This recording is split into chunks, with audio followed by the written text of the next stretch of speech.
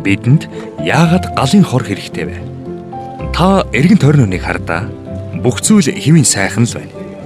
Гэхдээ бид янз бүрийн эрсдэл донд ажиллаж амьдардаг. Тэр дундаа галын эрсдэл бол хамгийн тааваршгүй мөн хор уршиг ихтэй юм. Та магадгүй надад галын аюул хизээч тохиолдов билээ. Ер нь тохиолдож байсан биш дээ хэмээн тайван сууж болох юм. Тэгвэл яг одоо танай ажил дээр эсвэл гэртээ гал гарлаа гэхэд та яах вэ?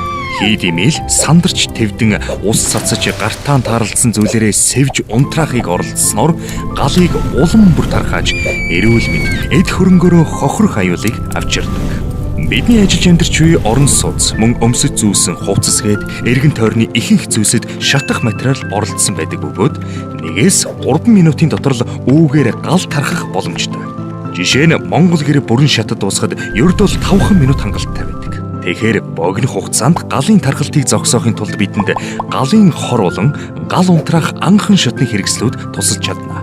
Ингэснээр та галыг баг дээр нь дарж учирч болох томоохон эрсдлээс өөрийгөө болон бусдыг хамгаалж чадна. Тиймээс та галын хор болон бусад гал унтрах хэрэгслүүдийг авч түүнийг эргэн тойрондоо нүдэнд үзэгдэхүйц гар хөрхөөс газарт байнга байлгаж хэвшээрэй. Гал импекс